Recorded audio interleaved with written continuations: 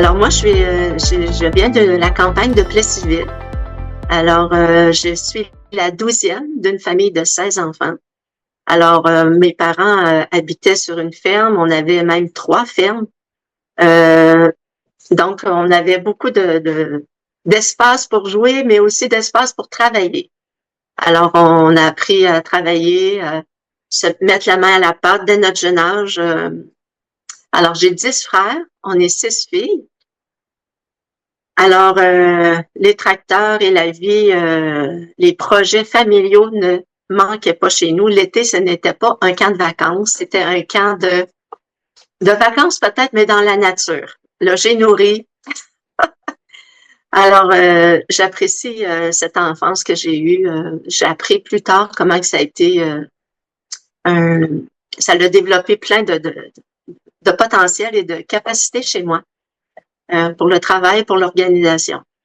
Maintenant, on avait cette joie de vivre ensemble, mais aussi d'avoir le labeur, mais aussi là, beaucoup le côté se réjouir ensemble par exemple, des grandes cueillettes qu'on avait de fraises ou le jeudi, on pactait le gros camion pour aller vendre nos légumes. Alors, c'était un sentiment de satisfaction, d'accomplissement. Puis ça me donnait vraiment un sens partagé avec mes frères et sœurs d'unité dans la tâche de labeur, mais de joie aussi. Quelque chose que j'ai appris jeune aussi, ça a été difficile pour moi de passer par-dessus la séparation justement avec ma famille. Lors de mes premiers jours d'entrée à l'école, j'ai trouvé ça très, très difficile de me séparer de ma mère, de toute cette ambiance entourée là, de la famille. Et je me rappelle pas que mon professeur soit venu me voir parce que je pleurais tous les matins. Ma sœur me consolait, mais je me souviens pas que le professeur soit venu m'entourer de ses bras. C'est quelque chose pour un jeune enfant. Peut-être que ça l'a incliné mon cœur dans la direction que Dieu m'a donnée de mes études plus tard, de faire une carrière auprès des enfants.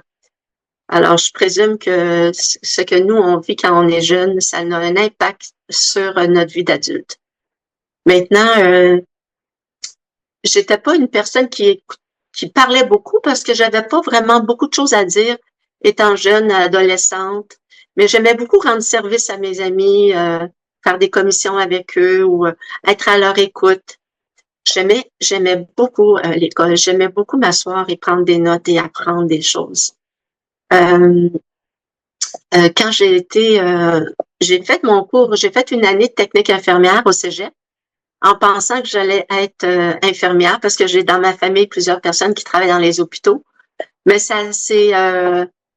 j'ai super aimé mon année, mais mes notes scolaires, je réussissais pas beaucoup.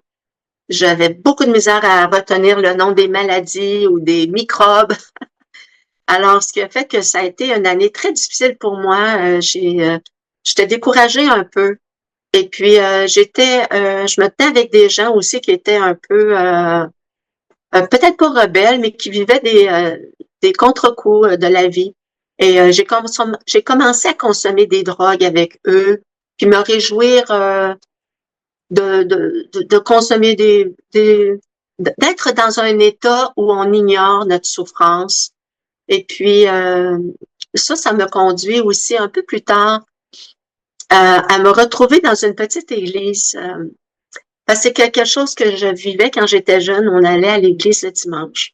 Alors, un petit peu pour mon arrière-plan spirituel, mais oui, alors, j'ai grandi dans une famille catholique. Alors, pour nous, Jésus était là à Noël, la crèche. On avait les, la semaine de films de Jésus où on écoutait les films de la vie de Jésus. Et je me rappelle avoir vécu beaucoup des bonnes émotions avec ce que je voyais de Jésus, que c'était quelqu'un qui était compatissant. Alors, j'aimais beaucoup entendre parler de lui. Alors, j'ai appris aussi avec mes parents que la religion, c'est pas nécessairement toujours celle qu'on voit. Moi, j'admirais beaucoup les prêtres ou les sœurs religieuses. J'avais 2 tantes qui étaient religieuses, alors qui étaient missionnaires à l'étranger. Et je les admirais beaucoup. Puis, Je voyais qu'ils disaient le chapelet, et puis il y avait un recueillement que je voyais dans leur personne. Et un jour, mon père, on faisait aussi le chapelet à la maison. Puis à un moment donné, mon père a arrêté complètement de faire le chapelet qu'on écoutait à la radio. Et il trouvait, lui, que c'était des prières répétées, que c'était pas, que c'était vide de sens. Puis il m'avait raconté l'histoire d'une femme qui vivait dans un village. Et cette femme-là, les gens venaient la voir, puis ils disaient, oh, prie pour moi, prie pour moi. Puis à chaque fois qu'elle faisait des prières, qu'elle répétait des prières pour une personne, elle mettait un petit poids dans un bol. Puis fait que là, elle savait, elle, qu'à la fin de la journée, elle avait prié pour ces 3, 4 personnes. Et un matin, elle s'est réveillée, puis il n'y avait qu'un poids sec. Et je me rappelle que quand mon père m'avait raconté cette histoire, je voyais que c'était des prières, dans le fond, qui vont pas plus haut que le plafond. C'était des prières vides de vie, vides de sens. Ça m'avait touché, que c'était pas des prières répétées. Puis un jour, ma mère, il y avait une retraite au Cap de la Madeleine. J'avais voulu aller. Ma mère, elle m'avait dit, Carole, Dieu est pas plus là-bas qu'il est ici dans le champ. Fait que ça m'avait montré que Dieu est partout. Et que on n'a pas, même si j'aurais vraiment aimé aller cette fin de semaine-là à l'extérieur pour me libérer un peu des tâches ménagères, des tâches de la ferme, c'était pas une excuse. Dieu était là, puis il pouvait m'entendre ici. Alors, un autre moment aussi dans mon enfance qui m'a beaucoup marqué, c'est avec mon frère Marcel. J'avais peut-être 12, 13 ans. On travaillait dans le champ. On ramassait des concombres qu'on mettait dans les poches là, pour les légumes, pour le marché. Et puis, à un moment donné, il a commencé à parler de l'éternité, puis il regardait au ciel. Puis il me disait, Carole, sais-tu, l'éternité, là, ça finit pas. Puis le ciel était bleu, il faisait beau. Encore, j'en ai des émotions, là. Mais dans ma tête, c'était tellement grand, il me disait, on va toujours, toujours, toujours vivre. Ouais, on va jamais mourir. Jamais, jamais. Toujours vivre. Puis ça, c'était tellement grand, le concept de l'infini, là, l'infini grandeur, l'éternité. Dans ma petite tête, là, c'était pas possible de rentrer ce concept-là, mais j'avais vraiment eu un éveil. C'est vraiment un éveil spirituel. Vraiment. Dieu est partout. On peut pas répéter des prières. Puis l'éternité est là. C'est quand même assez extraordinaire. Alors, avec toute la connaissance que j'avais de Jésus à l'époque, parce qu'on allait à l'église, puis même si le prêtre, il partageait des courts versets, je trouvais que c'était trop court, puis j'avais comme cette soif-là de connaître davantage Jésus. Et pendant mon année scolaire, où ce que j'ai trouvé ça difficile, parce que je trouvais que là, je savais plus dans quoi étudier. Être infirmière, pour moi, c'était comme un rêve, puis j'avais de la misère. C'est comme si j'avais pas assez de capacité.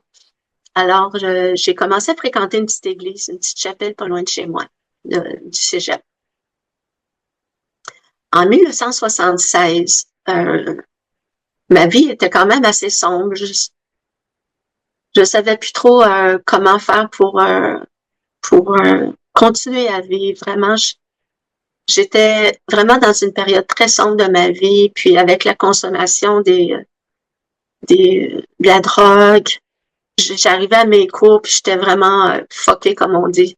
J'avais de la misère à suivre. Mon cerveau était vraiment gelé. Vraiment, là, ça n'avait pas d'allure. Puis j'ai une de mes amies qui me dit, Carole, pourquoi tu prends ça? Pourquoi tu vas dans cette direction-là? J'ai vu en dedans de moi cette misère et en fait, je pourrais dire aujourd'hui que c'était la mort. Mon âme était morte et elle était enracinée dans les choses de cette vie qui sont tellement passagères. Mais je me rappelais en même temps que Dieu est bon.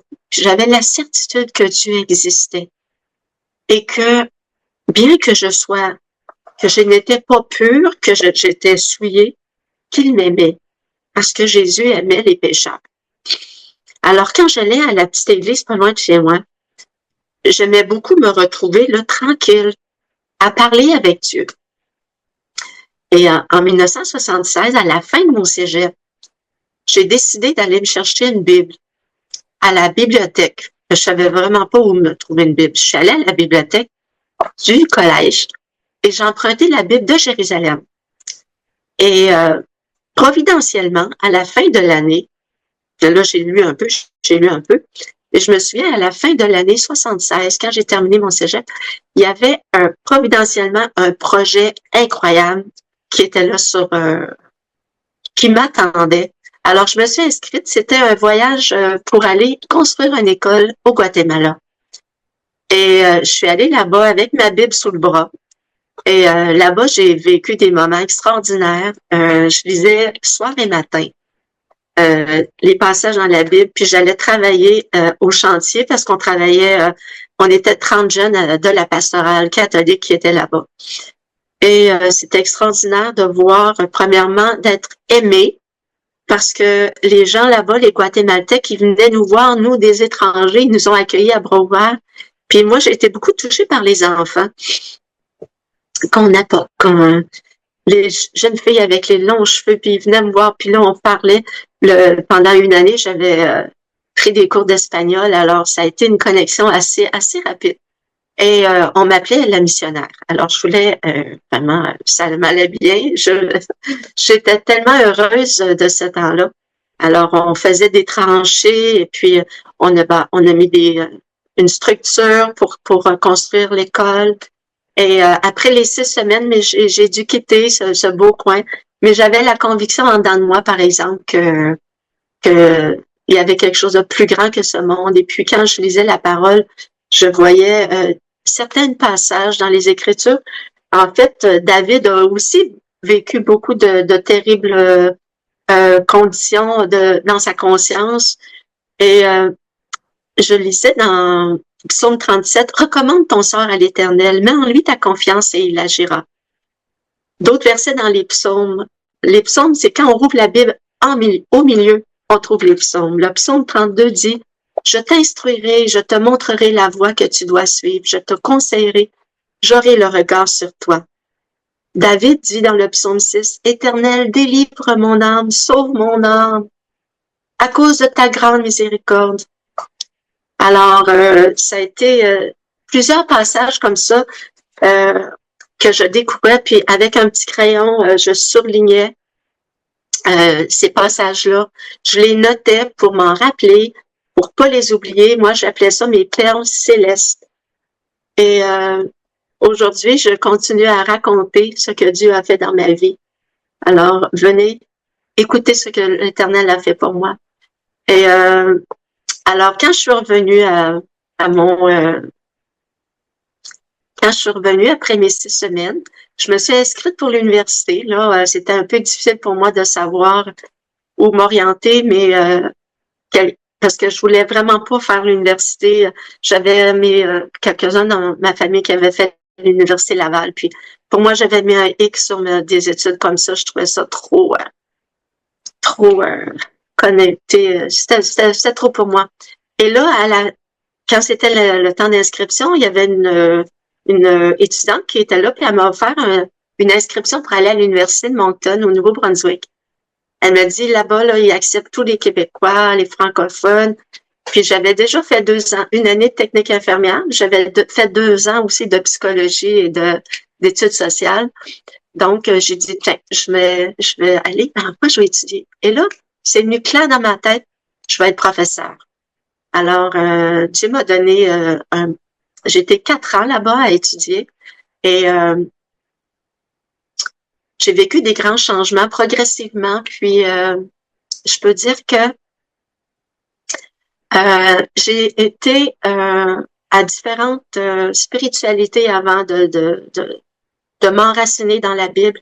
J'avais connu un peu la différentes spiritualités, la méditation et qu'encore aussi, c'était vraiment des techniques mentales pour arriver à une conscience pure parce que on cherche à amener de la pureté en nous. Mais tous les jours, mon fardeau demeurait. Mon fardeau, j'avais vraiment un fardeau. Puis je réalisais que ces techniques-là qu'on peut faire dans différentes spiritualités qui viennent de l'Asie ou de différentes régions, c'était seulement des choses qui dépassaient pas le plafond. Et ça, ça pouvait être bien pour moi, mais le jour où je vais mourir, qu'est-ce qui va rester de cela? Et puis, je le savais que Dieu, c'est lui qui est auteur de la vie. Et un soir, j'étais couchée comme ça, puis j'avais les mains comme ça, je dormais.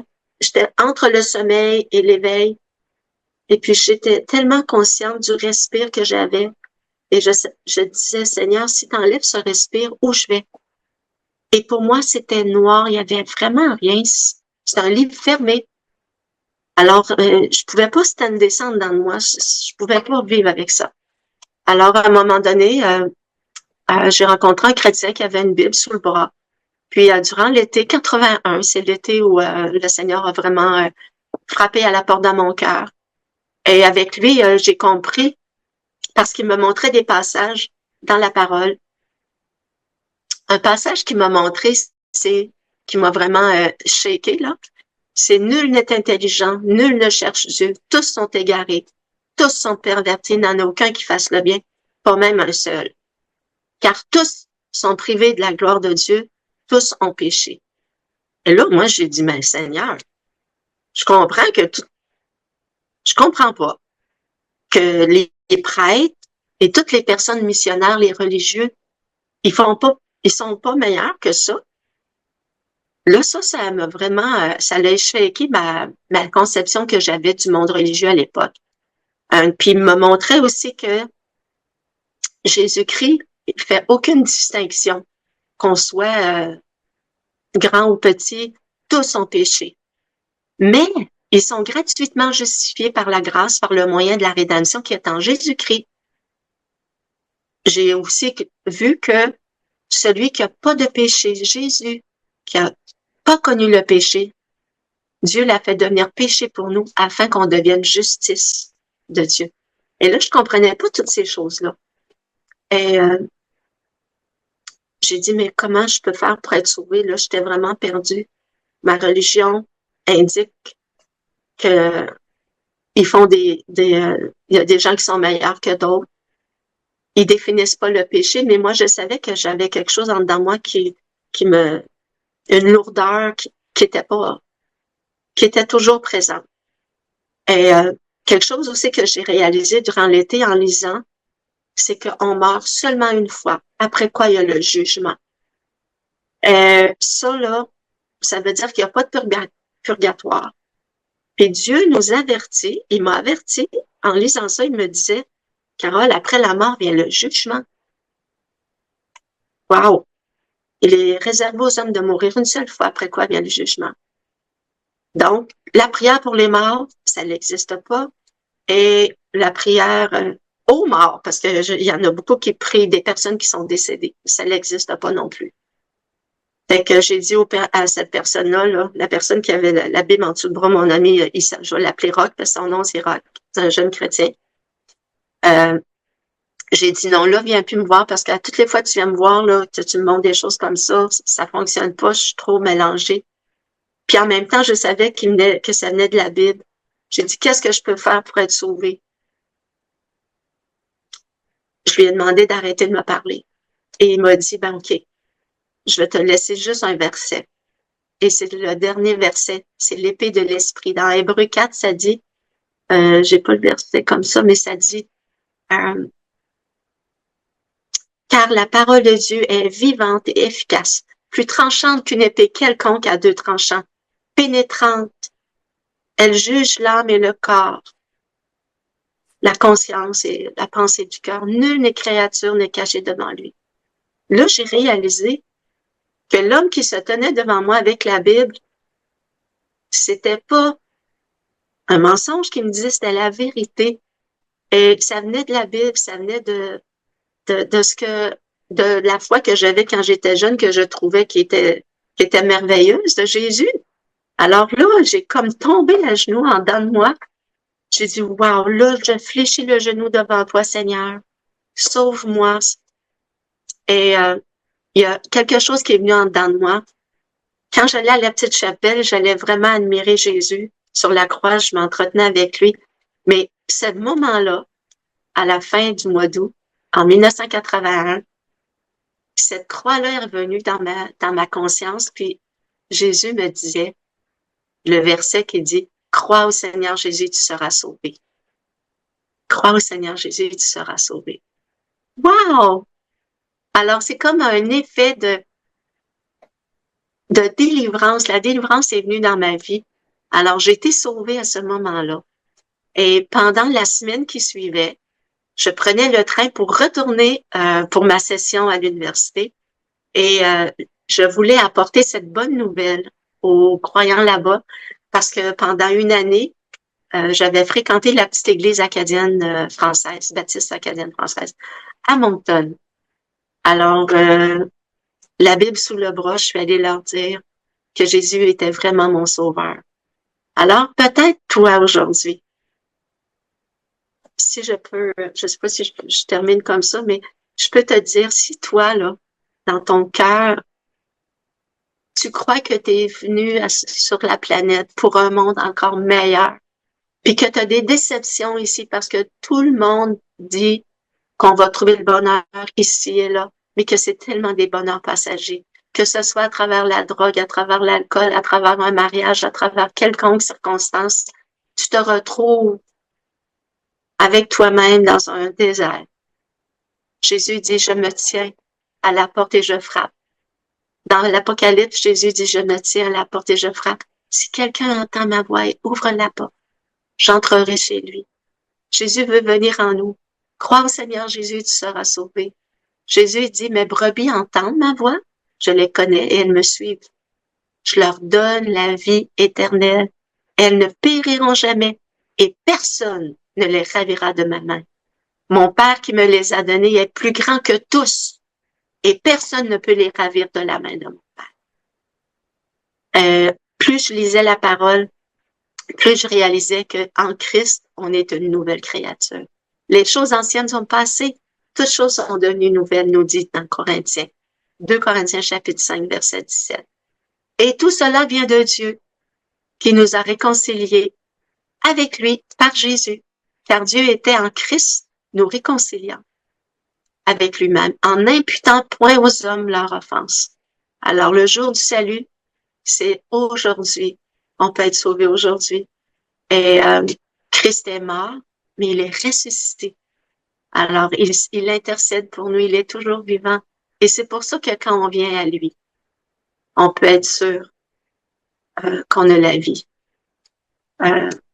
On entend rarement les gens parler aujourd'hui de la mort, de l'éternité, de l'enfer. Mais c'est quelque chose qui est en nous, puis on a besoin d'être assuré qu'on ait 5 ans, qu'on ait 15 ans, qu'on ait 30 ans, qu'après la mort, après la vie ici-bas, il y a une autre vie. Et que cette vie est en Jésus, parce qu'il a vaincu la mort, il est ressuscité.